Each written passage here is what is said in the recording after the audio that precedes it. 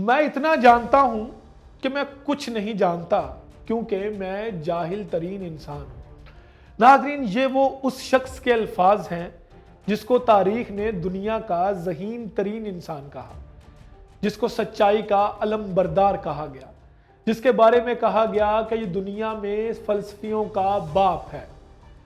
लेकिन ये सच्चाई का अलम बरदार किस तरह अपने सच की वजह से जहर के प्याले तक पहुंचा, ये हम बताएंगे आपको आज के इस प्रोग्राम में। नाजरीन, आप देख रहे हैं न्यूज़ क्लिक।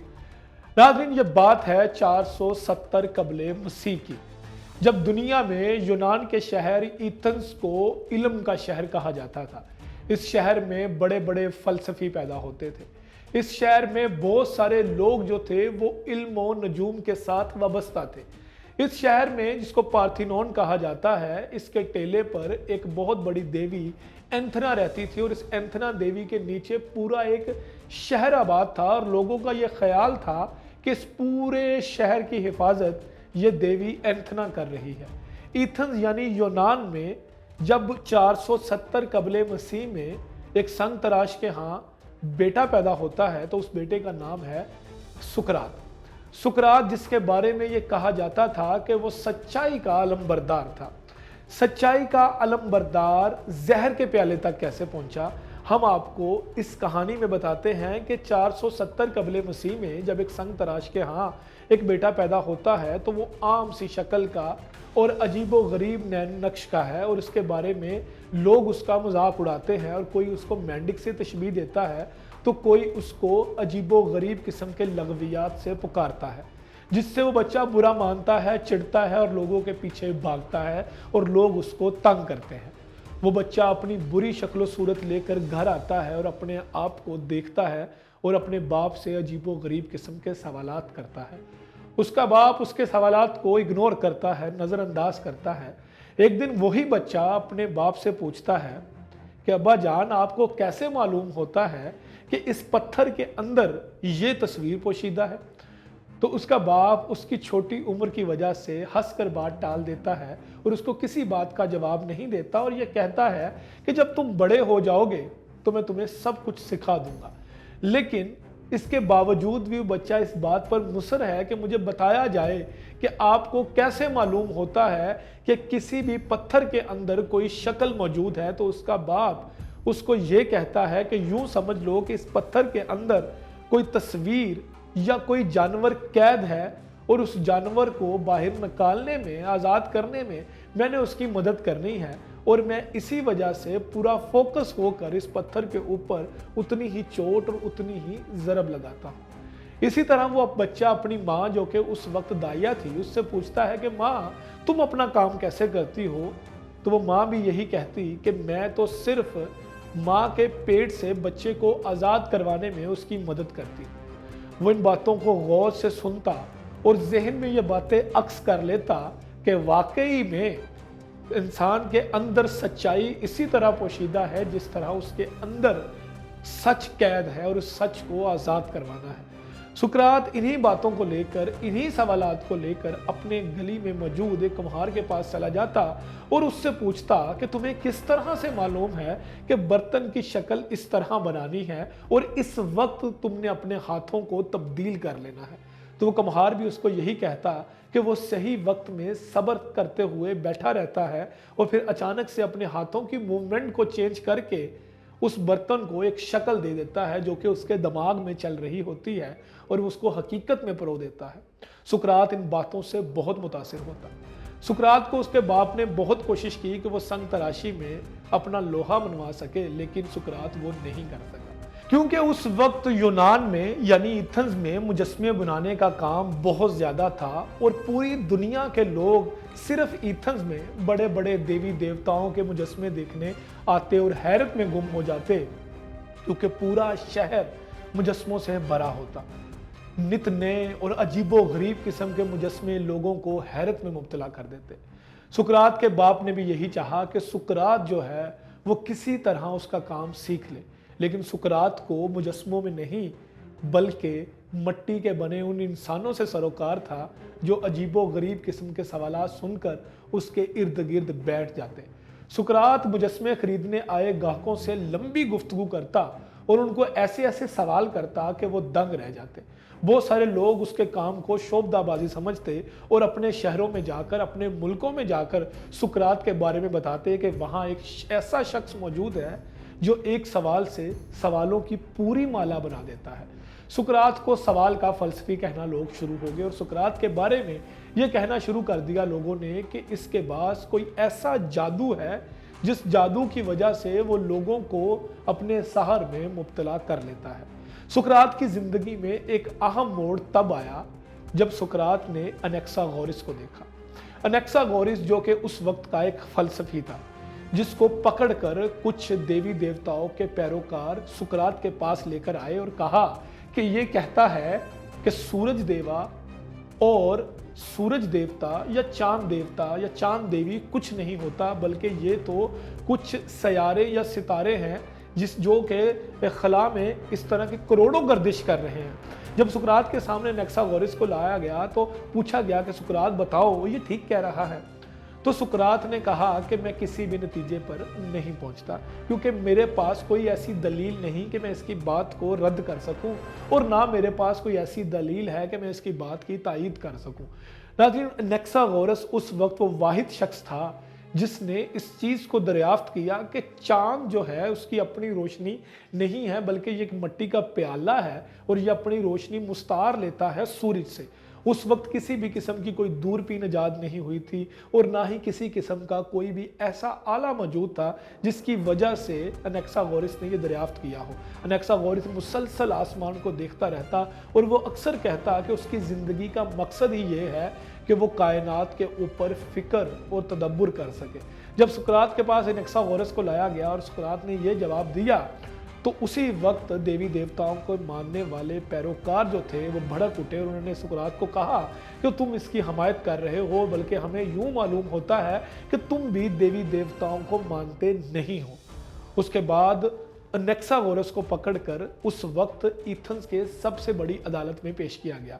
हम आपको बताते चले कि उस वक्त एथेंस में जमहूरियत थी, बल्कि जमहूरियत की एक इब्तदाई शक्ल थी और इस इब्तदाई शक्ल में वोट कास्ट करने का हक सिर्फ मर्दों का था।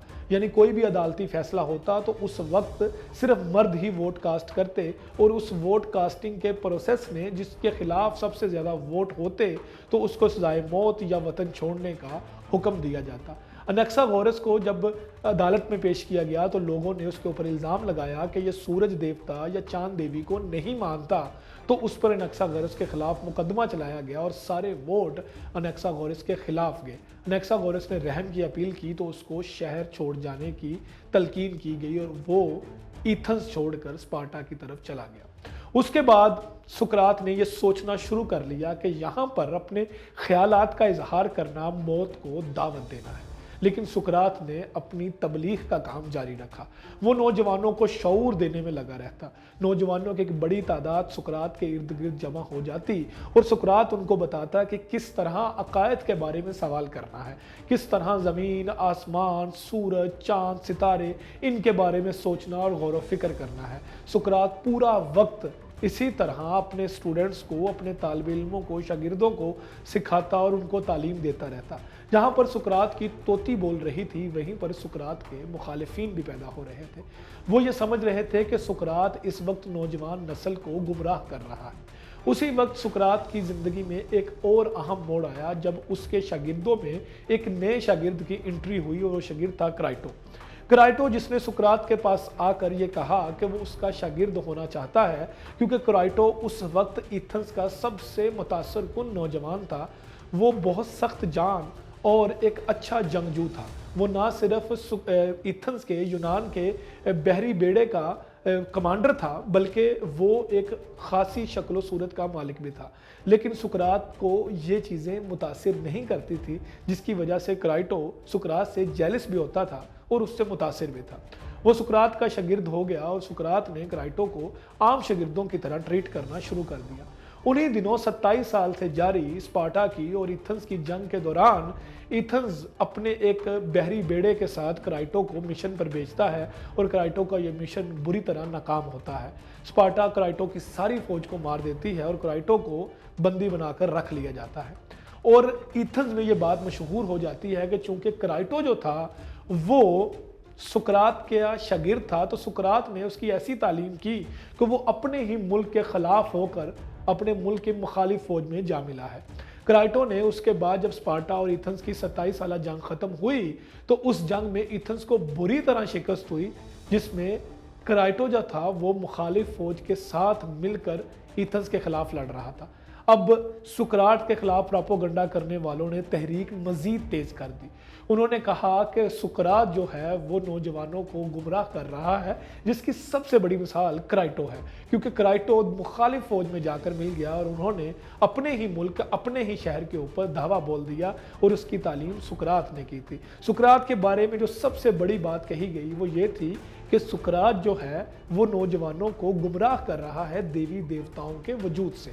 जब सुकरात के ऊपर इस तरह के इल्ज़ाम लगने शुरू कर दिए तो उस वक्त सुकरात के दो अहम शागिर्द जिनमें अफलातून और एल्सीबैदस शामिल हैं, उन्होंने सुकरात को कहा कि आप किसी तरह यहाँ से रूपोश हो जाएं, लेकिन सुकरात ने मना कर दिया। उन्होंने कहा कि मैं सच का अलमबरदार हूँ और मैं सच्चाई का ही साथ दूंगा। दूसरी तरफ सुकरात के खिलाफ एथेंस में ड्रामे बनना शुरू हो गए, जिसमें सुकरात को बदनुमा इंसान और बदनुमा किरदार के तौर पर पेश किया जाने लगा, जो कि देवी देवताओं का इनकारी था और नौजवान नस्ल को देवी देवताओं के इनकार करने पर मजबूर करता था। सुकरात के बाद मजाक उड़ाया जाता और मुख्तलिफ स्टेज ड्रामों में उसके पुतले बनाकर अजीबो गरीब किस्म की आवाज़ें निकाल कर सुकरात को बदनुमा शख्स के तौर पर पेश किया जाता। इधर सुकरात अपना काम जारी किए रखे था। वो मुख्तलिफ जगह पर, मुख्तलिफ चौक चौराहों पर खड़ा होता और तबलीग के तौर पर लोगों को सच्चाई बताता कि सच्चाई क्या है, दलील क्या है, लॉजिक्स क्या है। इसके बारे में सुकरात के हर सवाल का किसी के पास जवाब नहीं होता था। सुकरात ने देवी देवताओं के वजूद का इस वजह से भी इनकार किया कि वो कहता था कि ये कैसे मुमकिन है कि एक बहुत बड़ी पत्थर की देवी जिसको हमने ही बनाया है वो पूरे शहर की हिफाजत करे। इस तरह की बातों करने की वजह से सुकरात के ऊपर उनके मुखालिफिन ने, जो शहर के ताकतवर तर लोग थे, उन्होंने सुकरात के ऊपर एक मुकदमा चलाया और यह कहा गया कि सुकरात ने नौजवान नस्ल को गुमराह किया है। सुकरात के खिलाफ मुकदमा चलता है। ज्यूरी अपना फैसला सुनाने के लिए एक बड़े ग्राउंड में सुकरात को पेश किया जाता है और उस ग्राउंड में 500 लोग वोट कास्ट करते हैं और उस 500 लोगों में 280 लोग सुकरात के खिलाफ वोट देते हैं कि ये देवी देवताओं का इनकारी है, जबकि 220 वोट सुकरात के हक में होते हैं कि ये मासूम है। 3 घंटों की बहस के बाद 3 घंटे ही सुकरात को दिए जाते हैं कि वो अपने लिए या अपनी सफाई में कुछ कहे, लेकिन सुकरात अपनी सफाई में कुछ कहने की बजाय लोगों को मुखातब करते हुए, ज्यूरी को नज़रअंदाज करते हुए लोगों को तबलीग करना शुरू कर देता है और ये कहता है कि लोगों, मेरी बात को याद रखना कि सच्चाई ही सबसे बड़ा पौधा है। तुम इसको जितना मर्जी दबा लो, ये फिर भी अपनी शाखों के साथ ज़मीन से निकल पड़ेगा। सुकरात की इस तकरीर के बाद लोग बहुत ज़्यादा इमोशनल और बहुत आपदीदा हो गए, लेकिन सुकरात ने अपनी 3 घंटे की तकरीर जारी रखी। उसके बाद फैसला ये हुआ कि सुकरात को मौत की सज़ा सुनाई जाएगी। जब सुकरात को मौत की सज़ा सुनाई गई तो उस वक्त के कानून के मुताबिक सुकरात को ही डिसाइड करना था कि वह अपनी मौत का कौन सा तरीक़ाकार इंतखाब करेगा। तो सुकरात ने उस वक्त कहा कि मैं हुकूमत के खर्चे पर डिनर करना चाहता हूँ, यानी कि वो उस वक्त सबसे ताकतवर जहर हेमलॉक पीना चाहता था। सुकरात ने कहा कि वो जहर का प्याला मुंतखब करेगा ताकि वो अपनी मौत जो है वो खुद उसका इंतखाब कर सके। जब सुकरात को बेड़ियां पहनाकर जेल खाने में लाया गया तो उस वक्त अफलातून और सुकरात के बाकी शागिर्दों ने मशवरा दिया कि वो रहम की अपील करें तो उनको जला वतन कर दिया जाएगा, मुल्क से बाहर भेज दिया जाएगा और उनकी जान बच जाएगी। तो उस वक्त सुकरात ने तारीखी अल्फाज बोले कि जिस सच के साथ मैं अपने शहर में नहीं रह सकता, उस सच के साथ मैं किसी और मुल्क में कैसे रहूँगा। सुकरात के इन अल्फाज ने शागिर्दों को रोने पर मजबूर कर दिया।